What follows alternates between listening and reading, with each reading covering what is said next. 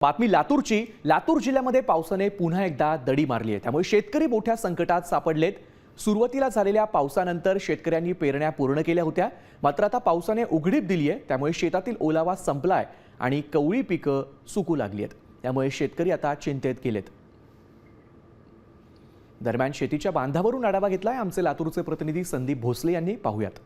लातूर जिल्ह्यात अक्षरशः पावसाने पाठ फिरवल्याने शेती पिकांचं प्रचंड मोठं नुकसान होताना पाहायला मिळतंय। खरं म्हणजे यंदा सुरुवातीपासूनच अत्यल्प पाऊस झालाय। मोठ्या पावसाच्या प्रतीक्षेत लातूर जिल्ह्यातला शेतकरी आहे, मात्र यंदा पावसाने उघडीप दिल्याने आता शेती पिकांचं मोठं नुकसान मिळतंय। खरं म्हणजे हे सोयाबीनचं पीक जे आहे ते आता सुकताना पाहायला मिळतंय। फुलोराच्या अवस्थेत असलेलं हे पीक जे आहे ते आता कुठेतरी माना टाकून देताना पाहायला मिळतंय। यंदा सुरुवातीपासूनच अत्यल्प पाऊस झालाय आणि त्याचा फटका जो आहे तो खरीप पिकातील या शेती पिकांना बसतोय।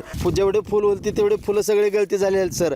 आता आम्ही शेतात येऊन बघतो सर, तुम्ही बघू शकता तो आमच्या जनावराला टाकायला चारा सुद्धा नाही सर। त्याच्यामुळे खूप परिस्थिती भयान झालेली आहे सर। पाऊस जनावराला सुद्धा खायला चारा नसल्यामुळं आणि असे पिकाची परिस्थिती झाल्यामुळं खूप अवघड झालेला आहे सर। पाऊस 1-1.5 महिन्याखाली, त्याच्यावर पाऊस नाही अजिबात। आता मग यंदा पिकलंच नाही तर खायचं काय? का खाऊ आता खायचं आहे, पिकलं तर खायचं, नसतं नाही काही। संदीप भोसले, साम टीव्ही न्यूज,